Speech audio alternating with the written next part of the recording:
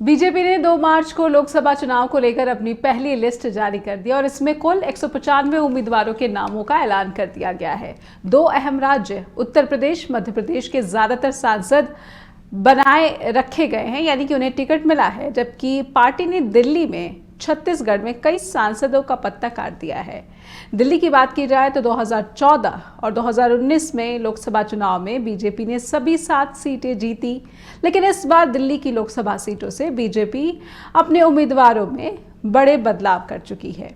मनोज तिवारी को छोड़कर कई सांसदों का पत्ता काट दिया गया है और पहली लिस्ट में उत्तर प्रदेश में 51, पश्चिम बंगाल को 20, मध्य प्रदेश की 24, गुजरात, राजस्थान की 15-15 सीटों के लिए उम्मीदवार चुन लिए गए और इसके अलावा केरल की 12, तेलंगाना, असम, छत्तीसगढ़, झारखंड की 11-11 सीटों पर बीजेपी ने अपना उम्मीदवार घोषित कर दिया है। क्या ये उम्मीदवार बीजेपी को भारत के लोकसभा चुनाव में 300 पार ले जाएंगे? क्या बीजेपी की ये जो लिस्ट है वो चौंकाने वाली दिखती है या कुछ चेहरों की रुखसती तय थी? नमस्कार, आप देख रहे हैं स्ट्रेट टॉक। मेरा नाम है नेहा शुक्ला। आइए कार्यक्रम आगे बढ़ाते हैं। तो बड़ा सवाल यही और सीधी बात भी यही कि बीजेपी की ये जो लिस्ट है ये कितनी दमदार है, उम्मीदवारों के चयन की क्या रणनीति दिखती है, और इसके साथ ही कुछ और सवाल जो कि स्ट्रेट टॉक में हम आज के कार्यक्रम के दौरान इस पर बात करेंगे, इसको समझने की कोशिश करेंगे। बीजेपी के 195 उम्मीदवार चुनावी जीत के लिए कितने दमदार दिखते हैं? क्या बीजेपी ने लिस्ट बनाने में अतिरिक्त सावधानी बरती है? क्या ये कहा जा सकता है क्या विवादित चेहरों को हटाकर बीजेपी कोई संदेश देने की कोशिश कर रही है? और क्या पहली लिस्ट में चौंकाने वाले बदलाव किए गए हैं? कुछ इसे भी समझेंगे। हमारे साथ बहुत ही प्रबुद्ध पैनल जुड़ चुका है, आइए स्वागत कर लेते हैं। हमारे साथ वरिष्ठ पत्रकार अनिल शर्मा जुड़ चुके हैं। सर, बहुत बहुत स्वागत करती हूँ मैं स्ट्रेट टॉक में। और वरिष्ठ पत्रकार उत्कर्ष सिन्हा भी जुड़ चुके हैं। सर, आपका भी बहुत बहुत अभिनंदन। और शुरुआत उत्कर्ष सर मैं आपसे करना चाहूँगी। एक सवाल कि उत्तर प्रदेश में ये साफ दिख रहा है कि ज़्यादातर सांसदों को टिकट दिया गया है और उस पर ही भरोसा पार्टी ने जताया है, लेकिन एक नाम जो है जो टेनी है लखीमपुर सीट से, अजय मिश्र टेनी, वो बरकरार रखे गए हैं। अगर साध्वी प्रज्ञा ठाकुर को दिल से माफ़ नहीं कर पाए प्रधानमंत्री नरेंद्र मोदी, तो फिर टेनी की उम्मीदवारी को किस तरह से देख पा रहे हैं आप? देखिए नेहा, जब लिस्ट आई उसके पहले कुछ चर्चाएं राजनीतिक हलकों में बहुत चल रही थी और ये तमाम तरह के क्राइटेरिया की बात हो रही थी। ये हो रहा था कि जो 75 है उनका टिकट नहीं होगा, जो 3 बार से ज्यादा है उनका टिकट नहीं होगा, जो कंट्रोवर्शियल है उनका टिकट नहीं होगा। लेकिन जब लिस्ट आई तो एकदम साफ दिखाई दिया कि ऐसा कोई पैरामीटर कहीं था ही नहीं जी। हेमा मालिनी है लिस्ट में, राजनाथ सिंह है लिस्ट में, उत्तर प्रदेश की बात करें, और तमाम ऐसे सांसद हैं जो 3 बार 4 बार सांसद रहे हैं, वो भी है लिस्ट में जी। और अब अजय मिश्रा टेनी की बात आपने की।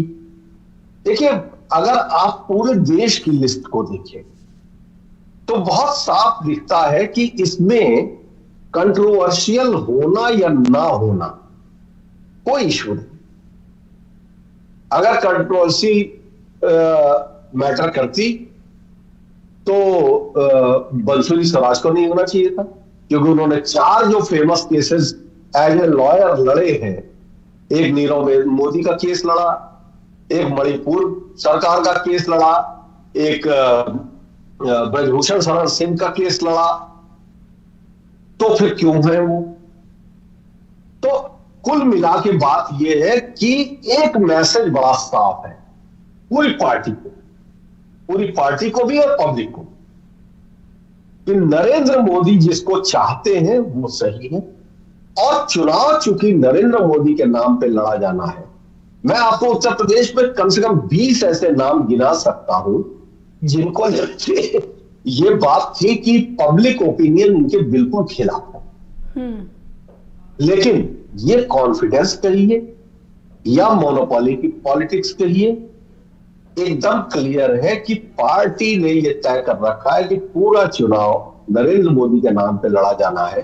और ये ऐसा नहीं है कि इस बार हो रहा है, हमने पिछले 10 सालों में देखा है पार्लियामेंट से लेके म्यूनिसिपैलिटी तक के इलेक्शन नरेंद्र मोदी के नाम पे लड़े जा रहे हैं, और जनता को उसी हिसाब से, मतलब अब म्यूनिसिपैलिटी में अगर कोई कॉर्पोरेटर चुनाव लड़ रहा है और वो भी मोदी के चेहरे पे लड़ रहा है, ब्रांड मोदी पे लड़ रहा है, तो जाहिर सी बात है कि किसी भी लोकल लीडर का कोई वैल्यूएशन अलग से करने के लिए ये पार्टी फिलहाल तैयार नहीं है। इसका एग्जाम्पल आपको और दिखाई देगा जब आप राजस्थान और मध्य प्रदेश के चीफ मिनिस्टर्स के नाम देखेंगे। बिल्कुल अनजाने चेहरे, बिल्कुल फर्स्ट टाइम एमएलए, लेकिन बात यह है कि पार्टी एक, अब कहने की बात है कि बहुत डेमोक्रेटिक पार्टी है, या बीजेपी अगर यह आरोप लगाती कांग्रेस में कि ये परिवारवादी पार्टी या दूसरी पार्टियां, लेकिन यहां पे वन मैन शो है, और यही उत्तर प्रदेश की पूरी लिस्ट में या देश की पूरी लिस्ट में हम देखेंगे। हालांकि मुझे नहीं मालूम है कि क्यों हुआ होगा, लेकिन जब से लिस्ट आई हमने ये भी देखा है कि बीजेपी के कुछ लीडर्स या कुछ कैंडिडेट्स उन्होंने अपनी टिकट सरेंडर कर दी जी। या उत्तर प्रदेश में बाराबंकी की सीट पे जिनका नाम आया था, उनका एक वीडियो अगले ही मिनट वायरल हो गया उस लिस्ट के आने के 1 घंटे के भीतर, और उसके बाद उन्होंने विड्रॉ कर लिया जी। तो ये भी बताता है कि एक्चुअली पार्टी की लोकल यूनिट्स का बहुत इन्फ्लुएंस नहीं रहा है, चीजें कहीं ऊपर से तय हुई है, और वहां पे क्राइटेरिया जैसा कोई मतलब अगर आपको ये फिक्स क्राइटेरिया देखें तो वो नहीं दिख रहा है। यूपी में 51 कैंडिडेट्स आए हैं, अभी बहुत सारे आने बाकी हैं। माना यह जा रहा है हमारे यहाँ उत्तर प्रदेश में कि जिनके नाम नहीं आए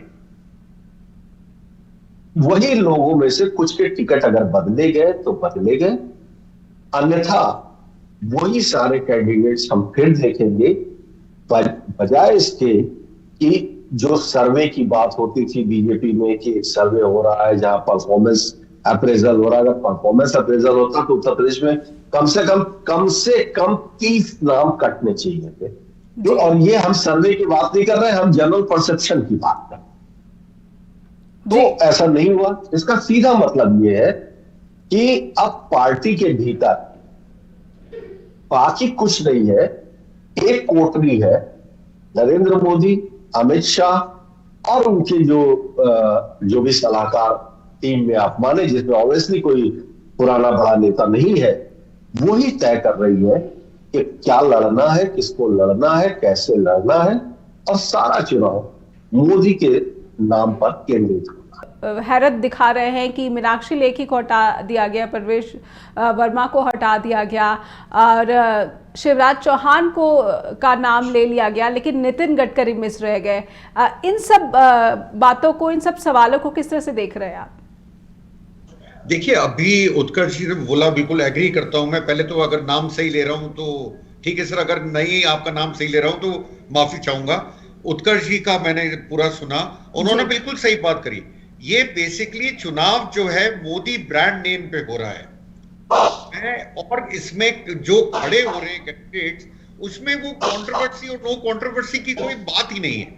उनकी जो इच्छा करी उन्होंने करा और उन लोगों को उतारा गया। और ये इसमें कोटरी का भी सवाल नहीं, आपको बोलूं मैं, इसमें सिर्फ 2 आदमी तय करते हैं, वो है अमित शाह और नरेंद्र मोदी, और वो इसी कैंडिडेट को टिकट मिलता है। अब आपने उसकी बात करी दिल्ली की। दिल्ली में जो आप नाम देख रहे हैं, मीनाक्षी लेखी का नाम कटा। अब मीनाक्षी लेखी का नाम कटने का कारण समझना बड़ा मुश्किल है। क्यों कटा? मतलब ना तो उनकी एज इतनी हुई थी कि उनका नाम काटा जाए, ना उनका कोई ऐसा परफॉर्मेंस में कमी थी कि वो नाम काटा जाए, पर क्योंकि मोदी जी शायद सुषमा स्वराज की फैमिली को आगे लाना चाहते थे, शायद वो एक स्टेप था जिसकी वजह से उनको टिकट दिया गया। तो उत्कर्ष जी की इस बात से मैं बिल्कुल सहमत हूं कि ये बेसिकली एक डोमिनेंस और है। जैसे इन्होंने बात करी सीएम्स की जी। आप बताइए, कभी भी हिस्ट्री में कभी भी हिंदुस्तान में डेमोक्रेसी में पर्ची से कोई सीएम बना है क्या? राजस्थान में वो भी हुआ। सबने देखा कि पर्ची से एक सीएम का नाम आया दिल्ली से, वो आदमी जो बीजेपी के अगेंस्ट लड़ चुका था और हार चुका था चुनाव, और उसका ये पहला चुनाव था, बीजेपी के टिकट पे जीता और वो सीएम बन गया। ये बड़े अचंभे की बात है अगर आप देखें तो। तो और मोदी जी में एक सबसे बड़ी बात है, मोदी या अमित शाह की टीम में बोलूंगा मैं आपको, इनमें सरप्राइज एलिमेंट बहुत है। इनको सरप्राइजेस देने का बड़ा शौक है, और ये सरप्राइजेस ही हैं जो आप देख रहे हैं। सुनने में ये भी आ रहा था, उत्कर्ष जी शायद मेरे को करेक्ट भी करें क्योंकि मैं यूपी से दूर हूं, पर सुनने में काफी टाइम पहले ये भी आया था कि राजनाथ सिंह को भी कह दिया गया है कि आपका ये आखिरी चुनाव था, अब हम आपको टिकट नहीं देंगे। पर राजनाथ जी तो निकल आए। गडकरी जी का आपने क्वेश्चन पूछा, मुझे वो बड़ा डिफिकल्ट लग रहा है अभी, अगर आप मेरे से पूछे तो। मुझे लग रहा है कि कुछ ना कुछ पर्दे के पीछे अभी चल रहा है। ऐसा ही आप देखें, राजस्थान के ऊपर आते हैं अपन। राजस्थान में 15 टिकट डिक्लेयर हुए जी। 2 टिकट ऐसे हैं जो मेरे को बहुत अजीब सा लग रहा है। एक ज्योति मिर्धा, जिनको टिकट दिया गया नागौर से। ये पहले कांग्रेस के लोकसभा का चुनाव लड़ी थी और आरएलपी के कैंडिडेट से चुनाव हारी थी। उसके बाद बीजेपी के टिकट से इन्होंने अभी अभी विधानसभा का चुनाव लड़ा, वो भी हारी। उसके बावजूद उनको टिकट दिया गया लोकसभा का। मतलब मैं इसको, उत्कर्ष जी ने कॉन्फिडेंस बोला, मैं इसको कुछ हद तक ओवर कॉन्फिडेंस बोल रहा हूं। और ये चीज मैं आपको इसलिए पिन पॉइंट कर रहा हूं कि 400 पार मुझे नहीं लगता कि बीजेपी कर पाएगी या एनडीए कर पाएगी। मेरे को टिकट जो बटे हैं, ऐसा नहीं है कि यूपी में एंटी इनकम्बेंसी नहीं है। जो उत्कर्ष जी ने कहा उस बात से पूरा एग्री करता हूं। कुछ लोगों का परसेप्शन जो वहां के एमपी से उनके अगेंस्ट है, और परसेप्शन में ही चुनाव जीता या हारा जाता है इंडिया में, खास तौर से परसेप्शन और सेंटिमेंट जी। मुझे देख के ये लगता है कि एंटी इनक्यूबेंसी कुछ सांसदों की यूपी में भी है अगेंस्ट में। मुझे 400 पार का जो फिगर है वो मुझे डिफिकल्ट लगता है, मैं आपको सही बताऊं। और मुझे बीजेपी का भी 370 का जो फिगर है जी, वो भी मुझे मुश्किल लगता है टिकट डिस्ट्रीब्यूशन के बाद, खास तौर से जी। मैं अपने स्टेट की भी बात करता हूं तो मुझे लगता है यहां भी कुछ डिफिकल्टी में उन्होंने डाल दिया है, क्योंकि कई बगावती सुर आपको सुनने को मिल रहे हैं राजस्थान में आज की तारीख में जी। बगावती सुर देखने को मिल रहे हैं, लेकिन मैं हिंदी राज्यों को थोड़ा और उत्कर्ष सर आपके जरिए समझना चाहूंगी। ये जो लिस्ट आई है, क्या ऐसा ये दर्शा रही है बीजेपी के बारे में कि वो हिंदी बेल्ट में, हिंदी पट्टी में जो है अति आत्मविश्वास के साथ चुनाव लड़ती नजर आ रही है? देखिए, सामान्य तौर पर बिल्कुल सही बात है, और मैं जी की बात को ही कहूंगा कि ये ओवर कॉन्फिडेंस है। लेकिन जितना हमने पिछले 10 साल में नरेंद्र मोदी की राजनीति को देखा, और फिर वही बात मैं दोहराऊंगा, सरप्राइज एलिमेंट। हमें नहीं मालूम, अभी चुनाव होने में 1.5 महीना बाकी है। फर्स्ट राउंड की पोलिंग मुझे नहीं लगता कि 15 अप्रैल के पहले होगी जी, क्योंकि आज जो इंफॉर्मेशन हमारे पास है उसके हिसाब से ये लग रहा है कि इस हफ्ते में नहीं, अब 11 से 16 के बीच में कहीं कोड ऑफ कंडक्ट या लागू होगा, या इलेक्शन के अनाउंसमेंट्स होंगे। तो जाहिर सी बात है कि 1 महीने का वक्त तो है, तो 15 अप्रैल 15 अप्रैल बहुत है। हमने देखा है कि सरप्राइज के गेम्स सरप्राइज होते हैं, प्लान तो होता नहीं, कुछ उसका अंदाजा भी आप नहीं लगा सकते। तो क्या कार्ड प्ले करना है ये तो नरेंद्र मोदी जाने या उनके रणनीतिकार जाने। कई बार तो मैं बहुत स्पष्ट कहता हूं कि मैं ये देखता हूं कि नरेंद्र मोदी की इमेज को जो भी उनके ऊपर खर्चा हुआ है, करीबन एक आंकड़ा बताते हैं कि 23,000 करोड़ रुपए का इन्वेस्टमेंट हुआ है ब्रांड मोदी को डेवलप करने के लिए पिछले 2013 नवंबर के बाद से अब तक। तो ये कौन, जो लोग भी कर रहे हैं, एक्चुअली गेम प्लेयर वो है। और फ्रंट फेस तो डेमोक्रेसी में हमेशा एक चेहरा होता है, तो वो ऑब्वियसली नरेंद्र मोदी है। लेकिन ये सारे कैलकुलेशंस, ये सारे टिकट्स, ये सारे मतलब आप पैरामीटर में ज्योति मिर्धा का एग्जांपल बहुत बढ़िया दिया इन्होंने। कि एक लोकसभा का चुनाव हारा, विधानसभा का चुनाव हारा, फिर उसके ऊपर भरोसा। तो वो क्या है, वो क्यों है?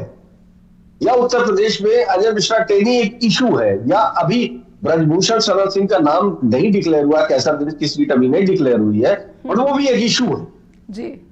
लेकिन ऐसे हालात में तो वो आ जाएंगे। और नितिन गडकरी नहीं है, तो नितिन गडकरी अगर नहीं है तो पार्टी के तो टॉप 10 लीडर्स अगर आप मानते हैं तो नितिन गडकरी तो टॉप 10 में है। लेकिन नितिन गडकरी की पूरी जो 10 साल की पॉलिटिक्स हम देखते हैं, वो उन्होंने नरेंद्र मोदी को उस तरह से नहीं लिया है कभी भी जैसा पूरी पार्टी लेती है। तो पर यही तकलीफ है मोदी खेमे की, तो वो एक इशू है।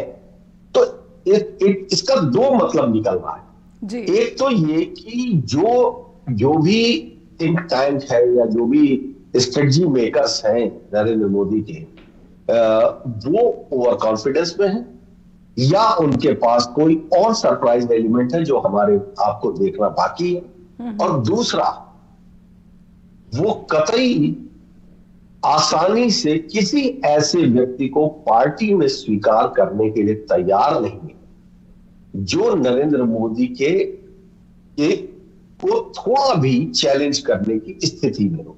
राजनाथ सिंह का जिक्र किया, बहुत इंटरेस्टिंग बात है। राजनाथ सिंह की राजनीति को मैं पर्सनली देख रहा हूं पिछले 30 साल से, और मैंने ये देखा कि राजनाथ सिंह एक ऐसे कैरेक्टर हैं जो हालात के हिसाब से खुद को अकोमोडेट कर लेते हैं।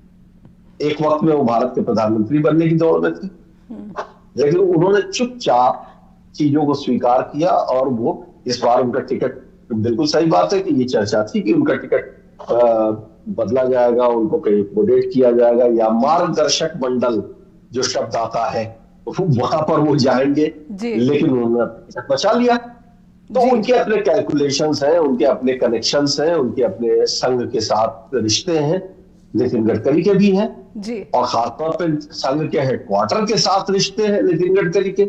लेकिन पार्टी के भीतर चूंकि वो राजनाथ सिंह ने कभी इशारों में भी चैलेंज नहीं किया नरेंद्र मोदी को, लेकिन नितिन गडकरी ने पूरी बॉडी लैंग्वेज से लेकर स्टेटमेंट्स तक कई बार बहुत सटायरस बोल दिया। अनिल सर, आप कैसे देख पा रहे हैं? ये कहा जा रहा है कि दिल्ली में आप और कांग्रेस के गठबंधन की वजह से यहाँ पर जो उम्मीदवार है काफ़ी सतर्कता से इनका चयन किया गया है, लेकिन उत्तर प्रदेश में यही सतर्कता बीजेपी की नहीं नजर आती है, जबकि समाजवादी पार्टी के साथ कांग्रेस का जो गठबंधन है, इसके बारे में कहा जा रहा है कि कड़ी टक्कर बीजेपी को देगा और एनडीए को देगा। देखिए, अभी जो राहुल गांधी की यात्रा वहां से निकली, उसमें आपने अगर देखा हो तो जैसे आगरा था लास्ट जो था बिफोर एंटरिंग राजस्थान, उसके बाद वो धौलपुर एंटर कर गए थे राजस्थान में, फिर वो वापस गए थे।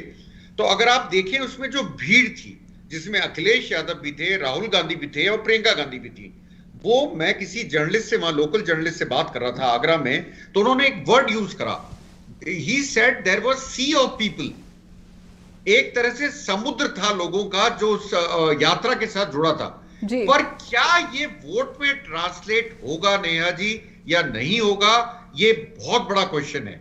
यात्रा तो पहले भी निकली थी, उस यात्रा का फायदा कर्नाटक के अलावा क्या आपको मध्य प्रदेश में देखने को मिला, क्या आपको राजस्थान में देखने को मिला, या छत्तीसगढ़ में देखने को मिला?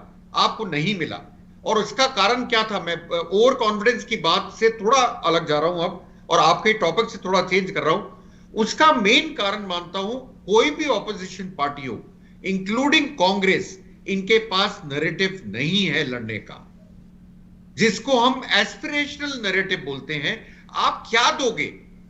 आप आ गए तो क्या करोगे? वो एस्पिरेशंस को जगाने का नैरेटिव अभी इन पार्टीज ने कोई भी नहीं निकाला। मैं आज ही एक वीडियो देख रहा था, बड़ा वायरल हो रहा है और बड़ा अजीब सा लगता है।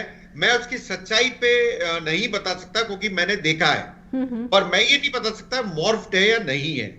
उसमें एक कैंडिडेट है राजस्थान में, महेंद्रजीत सिंह मालविया, जो पहले कांग्रेस में होते थे, अब वो बीजेपी में हैं, और उनको आते ही टिकट दे दिया गया बांसवाड़ा डूंगरपुर ट्रैवल बेल्ट से। वहां पे सुनने में आ रहा है कि कांग्रेस शायद बीटीपी या बाप से टाइप करेगी और वहां उनको, मतलब बीटीपी का मतलब हुआ भारतीय ट्राइबल पार्टी, और वहां से उनको किसी को चुनाव लड़ाएगी। वो ये बोल रहे हैं वीडियो में, जो सुना जा सकता है, कि आप जो है किसी भी तरह से लोगों से कहिए ज्यादा से ज्यादा वोट डालें राम के नाम पे। अल्टीमेटली बीजेपी जब स्टैंड पे आ जाती है पोलराइजेशन पे, तो मुझे लगता है जनता उन भावनाओं में बहती है। इसका बहुत अच्छा एग्जांपल मैं आपको देता हूं। राजस्थान में बहुत अच्छी पॉलिसीज आई, अशोक गहलोत बहुत बढ़िया पॉलिसीज लाए। जब आप बूथ के बाहर खड़े होकर लोगों से पूछते थे कि आपको क्या लगता है, आप किसको वोट देंगे, उनका जवाब एक शब्द में होता था, अशोक गहलोत जैसा चीफ मिनिस्टर कोई नहीं है। जी। जब वो वोट डाल के बाहर आते थे तो आप उनसे पूछते थे क्या हुआ, नहीं नहीं अभी तो हिंदू खतरे में है, हमने बीजेपी को वोट दिया है। जब ये माइंडसेट है, आप किसी को भी खड़ा करिए वो जीतेगा, मैं मानता हूं। तो नैरेटिव को तोड़ने के लिए आपको अपना एक काउंटर नैरेटिव बनाना पड़ेगा। ये ओबीसी वाला सेंसस वाला नैरेटिव काम नहीं कर रहा है जी, ये बिल्कुल काम नहीं कर रहा। हो सकता है बिहार में कर रहा हो, मैं मना नहीं करता। अगर आप 3 स्टेट जहां भी चुनाव हुए थे वहां पे आपने मुद्दा बनाने की कोशिश करी, इस मुद्दे ने बैकफायर करा। तो मेरा मानना है कैंडिडेट्स और नो कैंडिडेट्स, यहां लड़ाई हो रही है कि नैरेटिव किसके पास है, उस नैरेटिव पे कौन आपको जिता सकता है, और जनता को वो नैरेटिव भाता है नहीं भाता है। आप एस्पिरेशन जगाइए, आप लोगों से बोलिए। जैसा याद होगा पिछला बिहार का चुनाव, अगर आप याद करें तो तेजस्वी ने लास्ट मिनट पे नौकरियों की बात करी थी जी, कि हम गवर्नमेंट में रिक्रूटमेंट करेंगे। उसका बहुत अंतर पड़ा था और आरजेडी एक बड़ी पार्टी बनके उभर के आई थी। आपको ऐसा कुछ करना पड़ेगा जी। अगर आप लोग नहीं कर पाए तो फिर मैं बताता हूं, पर ये मैं मानने को तैयार नहीं हूं 400 पार। मैं अभी भी कहता हूं, क्योंकि साउथ इंडिया शायद बीजेपी को सपोर्ट ना करे जितना शायद नॉर्थ कर देगा। पर नॉर्थ में क्या है, आप एक पीक पे हो पहले ही। राजस्थान में आपने 25 में से 25 जीती, गुजरात में आपने सारी सीट जीती, शायद उत्तर प्रदेश में 62 थी अगर मैं गलती पे नहीं हूं 80 में से। तो आप देखिए आप पीक पे थे, अब आप नीचे ही आ सकते हो, ऊपर तो जा नहीं सकते हो। पर नीचे आना बीजेपी के लिए बड़ा, अगर आ गई गलती से तो बड़ी दिक्कत आएगी। क्योंकि राजस्थान में एक बात और मैं आपको बता दूं, अभी एक बातचीत और चल रही है, मैंने आपको बीटीपी बोला, ऐसे ही आरएलपी जिसके हनुमान बेनीवाल प्रेसिडेंट हैं, उनसे भी कांग्रेस की टाइप की बात चल रही है। अगर ऐसा कुछ हुआ तो बीजेपी को राजस्थान में भी शायद मैं ये नहीं बोलूंगा पक्का, पर शायद कुछ सीटों का नुकसान हो सकता है। जी, ये सारे जो टाइप और समझौते हैं कहीं ना कहीं एक काउंटर नैरेटिव जो बीजेपी बना रही है हिंदी राज्यों में, जो उसका पॉलराइजेशन की कोशिश है, और साथ ही साथ उन सब जगहों पर जहां पर राम के नाम पर शायद वोट नहीं आते, वहां पर लाभार्थी योजना और अलग अलग बातों से वो मतदाताओं को आकर्षित करती, विकसित भारत इन सब योजनाओं से मतदाताओं को आकर्षित करने की कोशिश करती है। उत्कर्ष सर, मैं आपसे समझना चाहूँगी कि क्या वजह है कि हिंदी बेल्ट में बीजेपी को लगता है कि वो बहुमत जो है दोबारा से बड़ी संख्या में जीत हासिल कर लेगी? क्या राम के नाम पर, या फिर ओबीसी को तो उसने पूरी तरह से, जो लगातार राहुल गांधी अपनी यात्रा के दौरान भी कह रहे हैं, बेरोजगारी का मुद्दा भी उठा रहे हैं, नौकरी की भी बात कर रहे हैं, एमएसपी की गारंटी भी दे रहे हैं, लेकिन इसके बावजूद जो है उतना कॉन्फिडेंट इंडिया गठबंधन नहीं दिख रहा है जितना कि बीजेपी दिख रही है। और इसकी एक झलक एनडीए के जो घटक दल है उत्तर प्रदेश में, जयंत चौधरी की पार्टी को देख लीजिए, उनको बहुत ही समाजवादी पार्टी जहां उनको 7 सीटें दे रही थी, बीजेपी उनको 2 सीटें दे रही। देखिए एक बात समझिए, यार बीजेपी की जो स्टाइल ऑफ पॉलिटिक्स है वो बहुत एग्रेसिव है, और एक नया पॉलिटिकल ग्रामर तो बीजेपी ने दिया ही है, और खासतौर से नरेंद्र मोदी की बीजेपी ने तो और उसको और स्ट्रॉन्ग किया है। तो ये बीजेपी जो है वो डिफेंसिव कभी नहीं है, उसके नेचर में नहीं, उसकी स्ट्रेटजी में नहीं। लेकिन इसका ये भी मतलब नहीं है कि चीजें वैसे ही होंगी जैसे वो चाहते हैं। ओबीसी कॉस्ट सेंसस का इशू, एक बात को हम मान सकते हैं कि महाराष्ट्र मध्य प्रदेश में नहीं चला, छत्तीसगढ़ में नहीं चला, राजस्थान में नहीं चला, लेकिन जब जॉब और रिजर्वेशन से वो जुड़ता है तो वो ज्यादा असर करता है। और कल की पटना की रैली में हमने देखा इस लाइन को आगे बढ़ते हुए, और वो सारे जो लीडर्स थे उन्होंने इस लाइन को आगे बढ़ाया। हिंदी हार्टलैंड में दो चीजें बीजेपी की स्ट्रांग रही हैं हमेशा, एक राम और दूसरा राष्ट्रवाद। और देखिए पूरे चुनाव को अब हम बढ़ते हुए जैसे जैसे देखेंगे, आप ये भूल जाएंगे कि देश की तरक्की की बात होगी।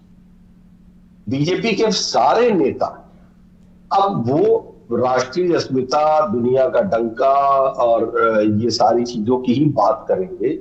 वो आंकड़ों से बहुत दूर चले जाएंगे, क्योंकि वो पूरी स्ट्रेटजी ही जो है, वो जो एनवायरमेंट बिल्डिंग है उसका पूरा मैकेनिज्म उन्होंने डे वन से बना के रखा, चाहे मेन स्ट्रीम मीडिया हो हिंदुस्तान का, और या फिर सोशल मीडिया के भीतर एक उनका तो बाकायदा एक सेल है जो जहां पर वो कहते हैं कि डिजिटल योद्धा बैठे हुए हैं।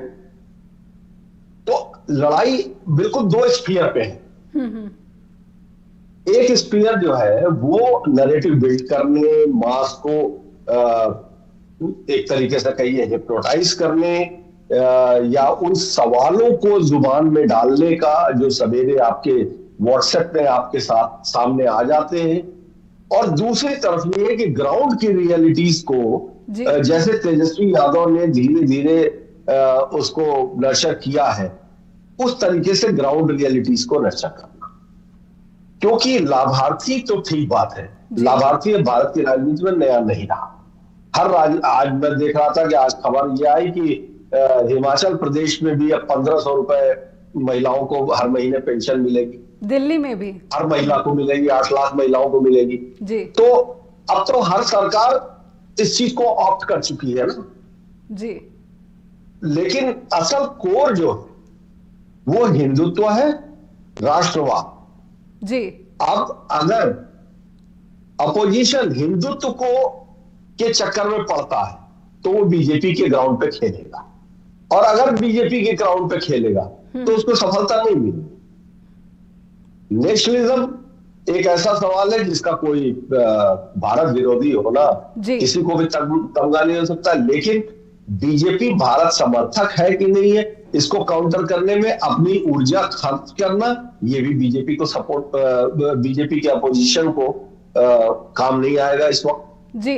तो अपोजिशन अगर ग्राउंड के ऊपर और खास तौर पे उन तबकों के ऊपर जो फाइनेंशियली कमजोर हो गए हैं, जो कॉस्ट पिछड़ा और दलित की जो राजनीति है या माइनॉरिटी की सिक्योरिटी इनसिक्योरिटी का सवाल है जी, अगर वो इन चीजों को ग्राउंड पे समझाने में कामयाब हो पाए तो एक बात बिल्कुल आप समझिए, 400 और 370 की बात तो छोड़ दीजिए जी, अपने हिंदी हार्टलैंड में अपने पीक पे होने के वक्त 2019 के चुनाव में जब पुलवामा भी था, सब कुछ था जी, 303 सीटें बीजेपी ने जीती थी जी, और मेजॉरिटी 272 पे बनती।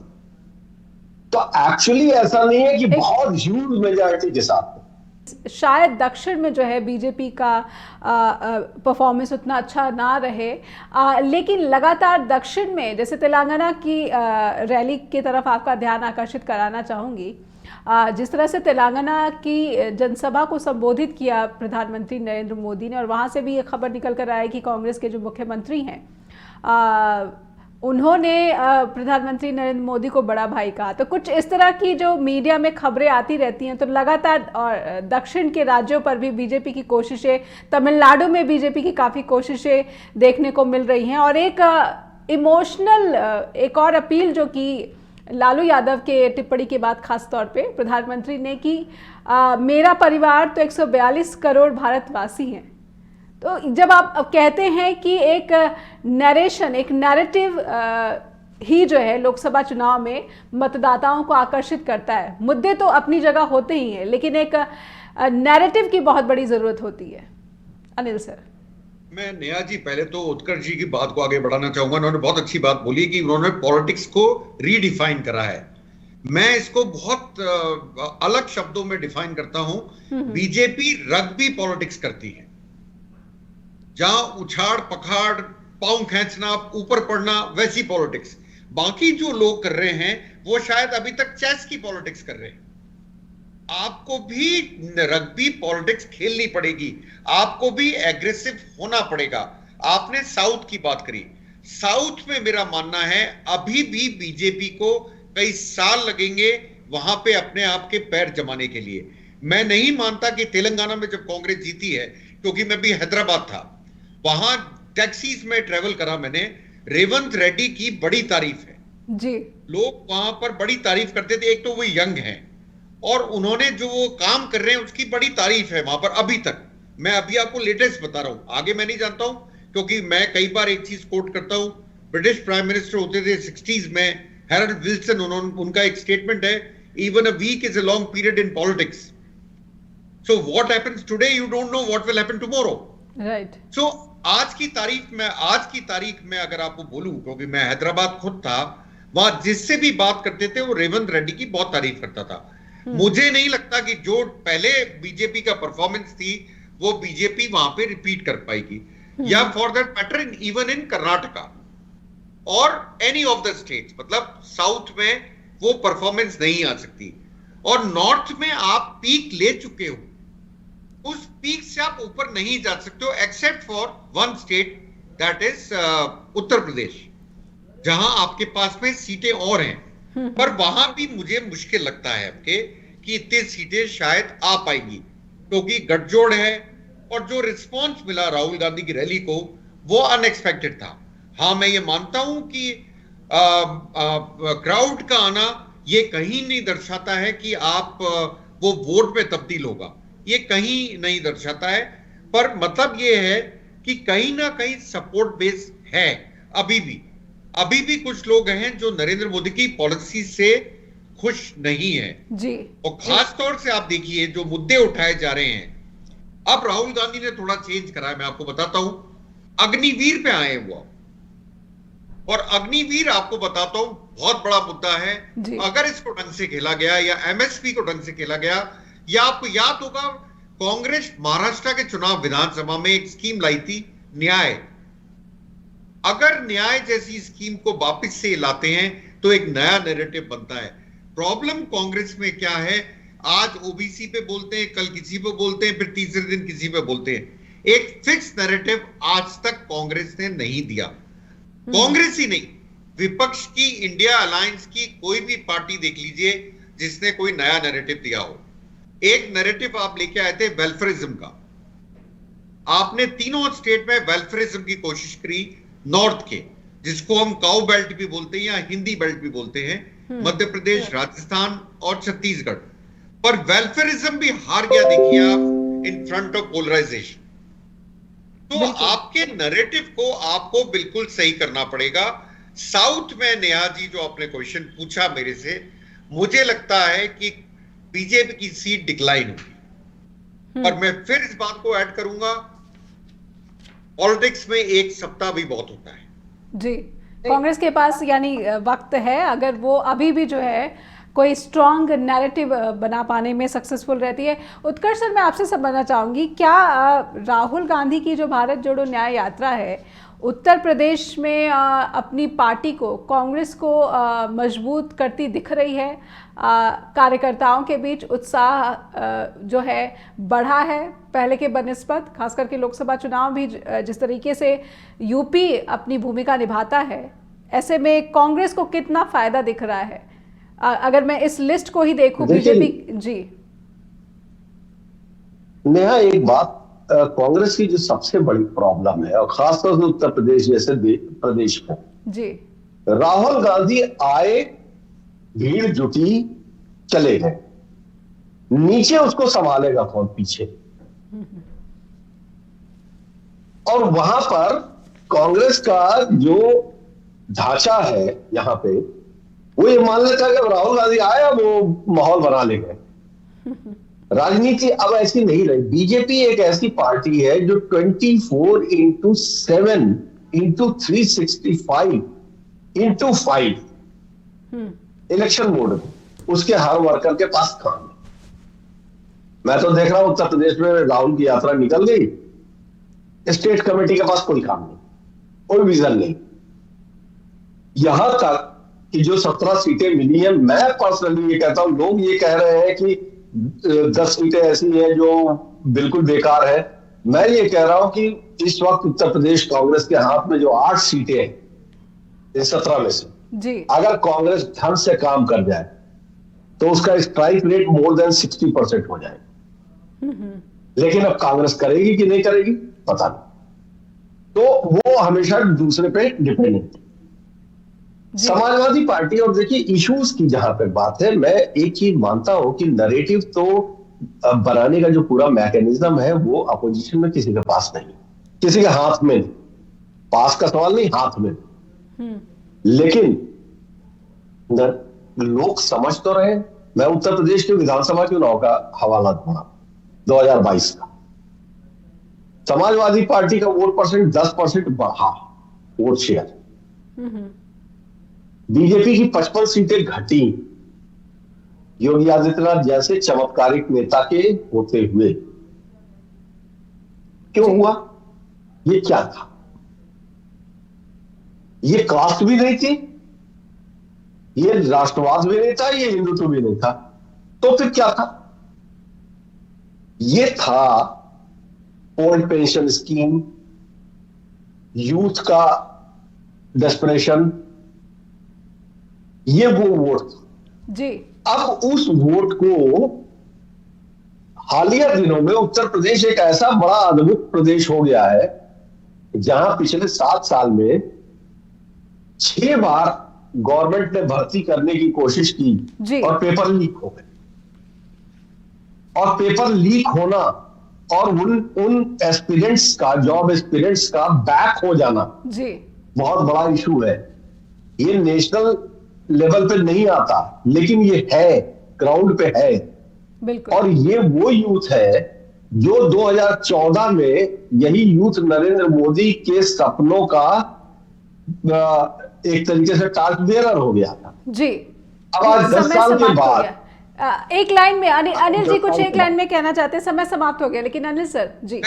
मैं सिर्फ इतना कहना चाहता हूं, आज जो पॉइंट उठा, आपने देखा होगा एसबीआई ने टाइम मांगा इलेक्टोरल बॉन्ड्स पे रिप्लाई देने के लिए कि हम जूत देंगे। इलेक्शन के बाद क्यों? आप इलेक्शन के पहले क्यों नहीं दे रहे? इसको मुद्दा क्यों नहीं बनाती हैं पार्टीज? इसकी ये बहुत बड़ा मुद्दा है, करप्शन का मुद्दा है। बिल्कुल, इसको बिल्कुल मुद्दा बना के चुनाव लड़िए। जी, बहुत बहुत धन्यवाद करना चाहूंगी, समय समाप्त हो गया है, माफी चाहूंगी। उत्कर्ष सर बहुत बहुत धन्यवाद आपका भी कि आपने समय निकाला। अनिल सर आपका भी अब आभार कि आपने वक्त निकाला स्ट्रेट टॉक के लिए। दर्शकों से भी अनुरोध करती हूँ कि आपको इस कार्यक्रम से जुड़ी कोई भी फीडबैक है तो आप हमें अवश्य अपना ईमेल भेजिए info@justbroadcasting.com और neha@justbroadcasting.com पर भी। अपना ख्याल रखिए। धन्यवाद।